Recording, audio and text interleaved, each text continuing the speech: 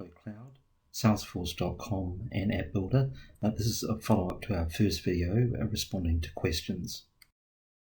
About 2 weeks ago we published a very rough demo of Appbuilder, Nintex Workflow Cloud and SalesForce.com working together.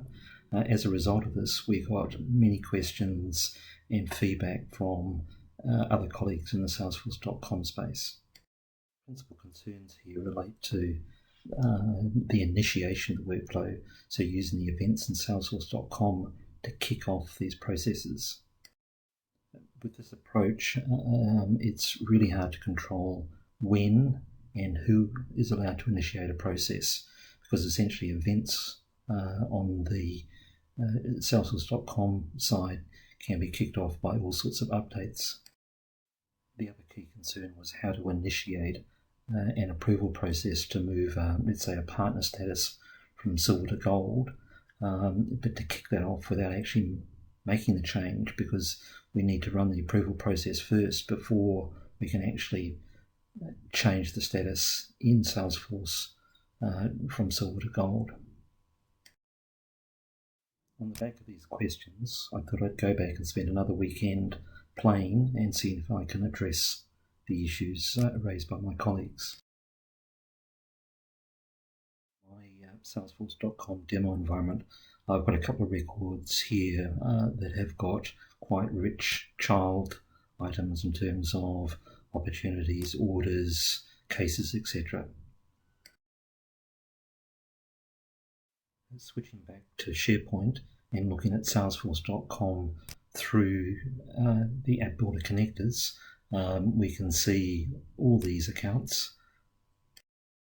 V1 video a couple of weeks ago, I've renovated the interface here to show richer data in terms of the child records that relate to the parent account. See here, when I jump back to the Grand Hotels and Resorts account, I've also got lots of related data. This is effectively a live feed from Salesforce for all the cases, opportunities, etc. that relate to the Grand Hotels account.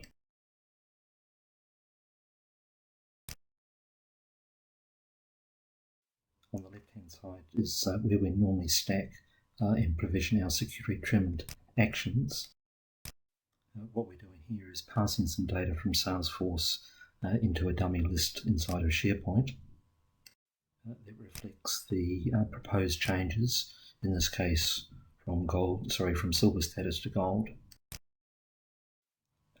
We're going to use this record currently sitting in SharePoint as the basis of the initiator for the approval process. This record holds metadata and key account details pulled directly from Salesforce that we will pass to the workflows to do the work and actually go back and update the records finally.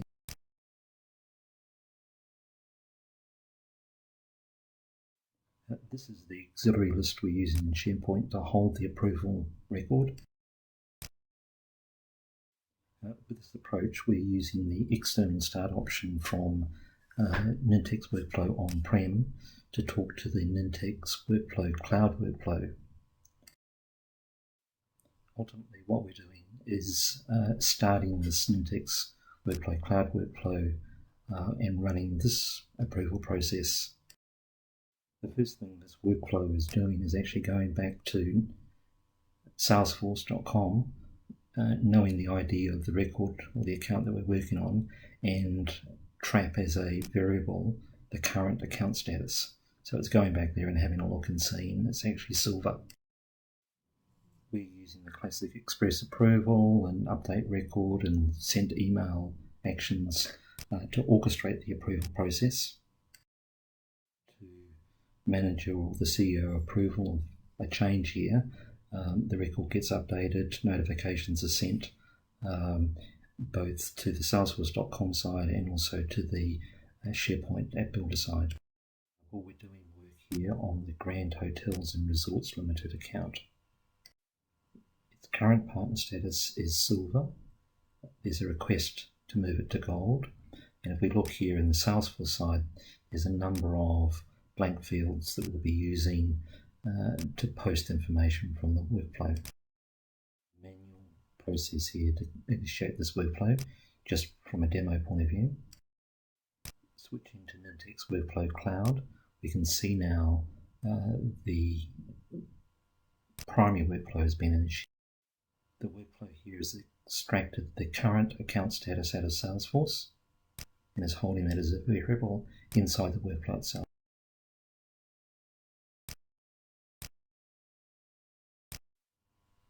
In a matter of seconds, we've got the express approval email requesting the change.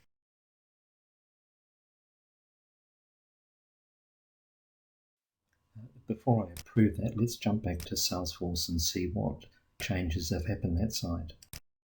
If I refresh SalesForce now, I can see there's a notice now from the workflow in this specific account record. With this approach, we can post information back into SalesForce, alerting internal users of a request or change request or the status of a change request. Returning back to SharePoint and the Appbuilder side, and if we refresh our list of accounts, we can see a nice pop-up notice here alerting the users on this side of a change request.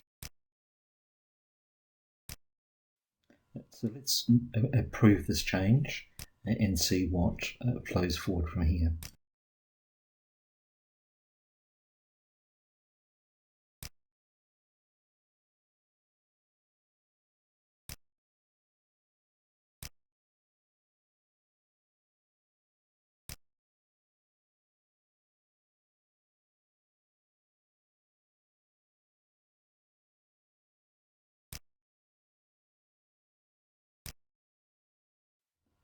Returning to SalesForce and refreshing this account page, we can see the update to the record. And the official status of the record has been changed now by the workflow from silver to gold.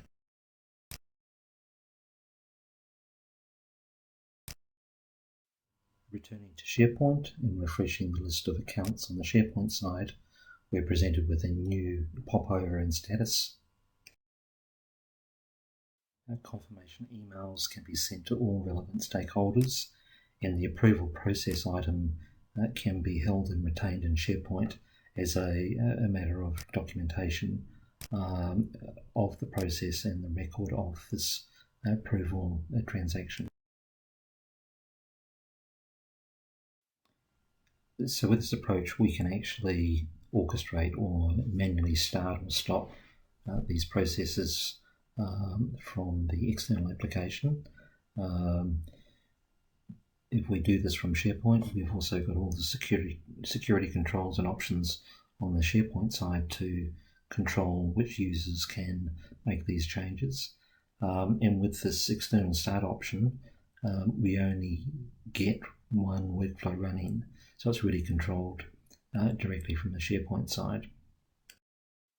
The combination of SharePoint with Appbuilder, Nintex Workflow Cloud and SalesForce.com seems to come together nicely in a harmonious way and also solve some key issues around workflow context and security.